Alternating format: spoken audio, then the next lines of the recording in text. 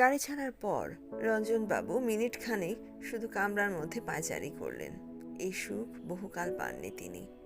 আজকালকার কামরায় ট্রেন ছাড়লে পরে সিটে বসে থাকা ছাড়া আর গতি থাকে না। বাইরে করিডোর আছে বটে, কিন্তু তা এতই সংকীর্ণ সেখানে হাঁটা চলে না। এক স্টেশনে এলে প্ল্যাটফর্মে নেমে পায়চারি করা যায়, তাছাড়া সারা রাস্তা অনড় অবস্থা। কিছুক্ষণ হাঁটার পর কোন সিটটা দখল করবেন এই নিয়ে একটু চিন্তা ভাবনা শেষ করে রায়পুরের প্ল্যাটফর্মের দিকের সিটটায় বসে সুটকেস থেকে একটা বালিশ এবং একটি ডিটেকটিভ বই বার করে শুয়ে পড়লেন রঞ্জনবাবু। এখন বিকাল 5:30। অন্ধকার হয়ে যাবে কিছুক্ষণের মধ্যেই, তবে বই পড়া বন্ধ করার প্রয়োজন নেই, কারণ মাথার পেছনে রিডিং লাইট আছে এবং সেটা জ্বলে। 9টায় রায়গড় পেরোনোর পর থেকেই একটা ঘুমের আমেজ অনুভব করলেন রঞ্জনবাবু। বিলাসপুরে লোক এসেছিল ডিনারের অর্ডার নিতে। রঞ্জনবাবু স্বভাবতই তাকে না করে দিয়েছেন। এবারে টিফিন ক্যারিয়ার খুলে খাওয়াটা সেরে নীল লাইট ছাড়া আর সব কটা আলো নিভিয়ে দিয়ে রঞ্জনবাবু বেঞ্চিতে গা এলিয়ে দিলেন। দেওয়া মাত্রই মনে পড়ল রাউরকেলার যাত্রী ঢুকবে ঘরে।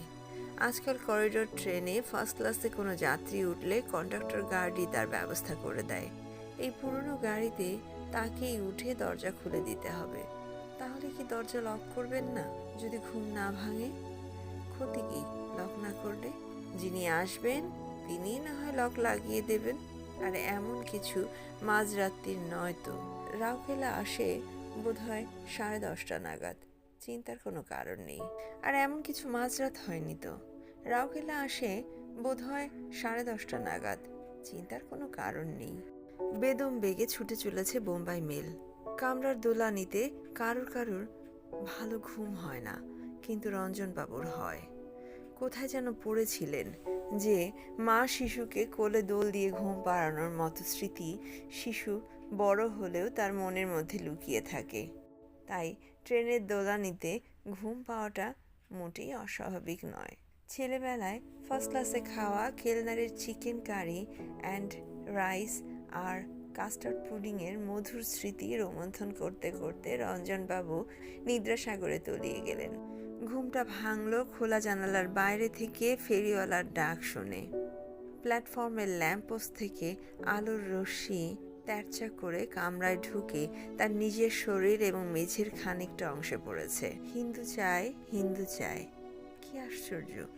অপরিবর্তনীয় এই স্টেশনের ফেরিওয়ালার ডাক। মনে হয় একই লোক ভারতবর্ষের প্রত্যেকটা স্টেশনে ঠিক একইভাবে ডেকে চলেছে আবহমান কাল থেকে। জানালা দিয়ে মুখ বাড়িয়ে স্টেশনের নাম দেখতে পেলেন রঞ্জনবাবু। রাউকেল্লা নয় তো?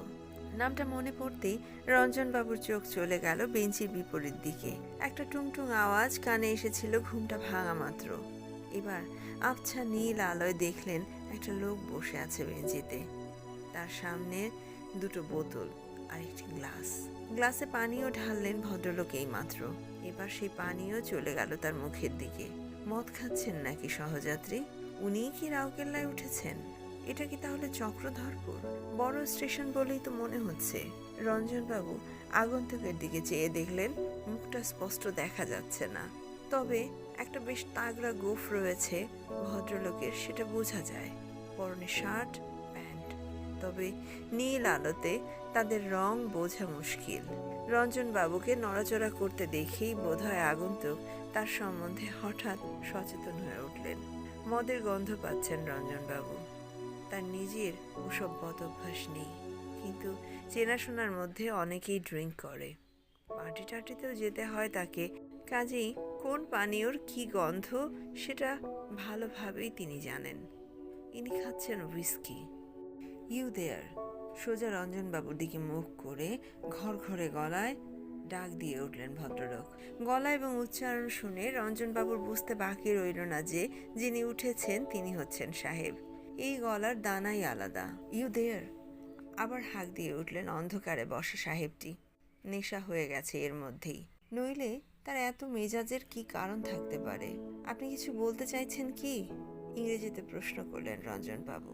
মনে মনে বললেন পুরনো ফার্স্ট ক্লাসের সঙ্গে মানানসই বটে এই সাহেব সহযাত্রী। ইয়েস, বললেন সাহেব। Get out and leave me alone, অর্থাৎ ভাগো ইহাসে, আমি একা থাকতে চাই।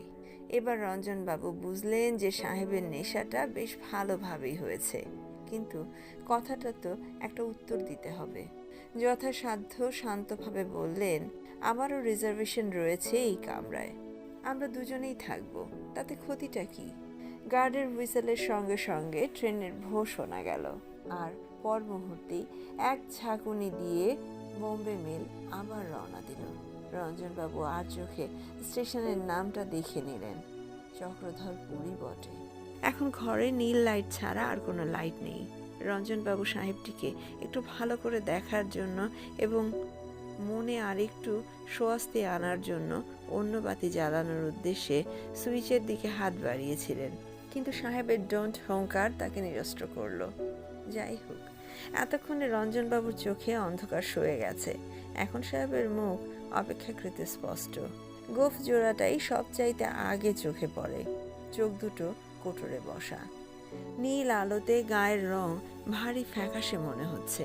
মাথার চুল সোনালি না সাদা সেটা বোঝার উপায় নেই। আমি নিগারের সঙ্গে এক কামরায় থাকতে রাজি নই, তোমায় বলছি, তুমি নেমে পড়ো। নিগার? 1970 সালে ভারতবর্ষে বসে কোনো ভারতীয়কে নিগার বলার সাহস কোনো সাহেবের হতে পারে সেটা রঞ্জনবাবু ভাবতে পারেননি। ব্রিটিশ আমলে এই জিনিস চলেছে, এই গল্প রঞ্জনবাবু শুনেছেন। সব সময় যে বিশ্বাস হয়েছে তা নয়, সাহেবদের সম্বন্ধে অনেক মিথ্যে অপবাদ রটিয়েছে বাঙালিরা, আর যদি বা সত্যি হয়ে থাকে সেই সব সাহেব নিশ্চয়ই খুব নিম্ন স্তরের। ভদ্র সাহেব, সভ্য সাহেব যারা, তারা ভারতীয়দের সঙ্গে এ ধরনের ব্যবহার কখনোই করতে পারে না। রঞ্জনবাবুর বিস্ময়ের ভাবটা কেটে গেছে, তবে এখনও ধৈর্যচ্যুতি হয়নি। মাতালের ব্যাপারে ধৈর্যহারা হলে চলে না। সুস্থ অবস্থায় এই সাহেব কখনোই এই ধরনের কথাবার্তা বলতে পারত না। রঞ্জনবাবু সংযতভাবে বললেন, তুমি যেভাবে কথা বলছো সেরকম কিন্তু আজকাল আর কোনো সাহেব বলে না। ভারতবর্ষ আজ বছর 25 হলো স্বাধীন হয়েছে, সেটা বোধহয় তুমি জানো। হোয়াট? কথাটা বলেই সাহেব রঞ্জনবাবুকে চমকে দিয়ে ট্রেনের শব্দ ছাপিয়ে হো হো করে অট্টহাসি দিয়ে উঠলেন। কি বললে তুমি? ভারত স্বাধীন হয়েছে? কবে? 1947, অগস্ট দ্য 15th। কথাটা বলতে গিয়ে রঞ্জনবাবুর হাসি পাচ্ছিল। স্বাধীনতার এতদিন পরে নিজের দেশে বসে কাউকে তারিখ সমেত খবরটা দিতে হচ্ছে, সেটা একটা কমিক ব্যাপার বই কি। You must be mad. আমি ম্যাড নই সাহেব, বললেন রঞ্জনবাবু। আমার মনে হয় তোমার নেশাটা একটু বেশি হয়েছে। বটে। সাহেব হঠাৎ তার ডান দিকের বেঞ্চির ওপর থেকে একটা জিনিস তুলে নিলেন। রঞ্জনবাবু সভয়ে দেখলেন সেটা একটা রিভলভার, আর সেটা শটান তারই দিকে তাক করা। সি দিস, বললেন সাহেব। আমি আর্মির লোক, আমার নাম major Davenport, 2nd Punjab regiment. আমার মতো অব্যর্থ নিশানা আর কারোর নেই আমার রেজিমেন্টে। আমার হাত কাঁপছে কি? তোমার শার্টের 3য় বাটনের দিকে আমার লক্ষ্য। ঘোড়া টিপলে সেইখান দিয়ে গুলি ঢুকে সোজা জানালা দিয়ে বেরিয়ে যাবে, তোমার আর কোনো অস্তিত্বই থাকবে না। ভালো চাও তো বেরিয়ে পড়ো। একে তো নিগার, তার উপর উন্মাদ। এটা কত সাল জানো? 1932। আমাদের অনেক উত্ত্যক্ত করেছে তোমাদের ওই নেংটি পড়া নেতা। স্বাধীনতার স্বপ্ন তোমরা দেখতে পারো, কিন্তু সেটা বাস্তবে পরিণত হবে না কখনোই। এবার সত্যিই প্রলাপ বকছেন সাহেব। 1970 হয়ে গেল 1932। নেংটি পড়া নেতা গান্ধীজি মারা গেছেন, তাও হয়ে গেছে 23 বছর। Come on now, get up. সাহেব উঠে দাঁড়ালেন। রঞ্জনবাবু লক্ষ্য করলেন তার পা টলছে না। সবে শুরু করেছেন কি তাহলে মদ থেকে? কিন্তু এত উল্টোপাল্টা বকছেন কেন? উনি কি তাহলে উন্মাদ? রঞ্জনবাবু গলা শুকিয়ে গেছে, তিনি সিট ছেড়ে মেঝেতে নামতে বাধ্য হলেন। সেই সঙ্গে প্রায় তার অজান্তেই তার হাত দুটো উপরের দিকে উঠে গেছে। Now turn round and go to the door. সাহেব বলে কি, কমপক্ষে 60 মাইল বেগে চলছে মেল ট্রেন। তিনি কি চলন্ত অবস্থায় তাকে গাড়ি থেকে নামিয়ে দিতে চান? এই অবস্থাতেও কোনো মতে একটা কথা উচ্চারণ করতে সামর্থ্য হলেন রঞ্জনবাবু। শুনুন, মেজর ডেভেনপোর্ট, এরপরেই টাটানগর। গাড়ি থামলেই আমি যাব অন্য কামরায়, কথা দিচ্ছি। চলন্ত গাড়ি থেকে নামিয়ে আমাকে মেরে ফেললে আপনার কি লাভ হবে? টাটানগর, ও নামে তো কোনো স্টেশন নেই। তুমি আবার আবল তাবল বকছো। রঞ্জনবাবু বুঝলেন যে এটা 1932 সাল, সেটা যদি সাহেব বিশ্বাস করে বসে থাকেন তাহলে অবশ্য টাটানগর বলে কোনো স্টেশন থাকার কথা নয়। এখানে প্রতিবাদ করাটা খুব বুদ্ধিমানের কাজ হবে না বলে তিনি বললেন, ঠিক আছে ঠিক আছে মেজর ডেভেনপোর্ট, আমারই ভুল। তবে এরপর অন্য কোনো স্টেশনে গাড়ি থামুক, আমি নেমে যাব। ঘণ্টাখানেকের বেশি তোমার নিগারের সঙ্গ বরদাস্ত করতে হবে না, কথা দিচ্ছি।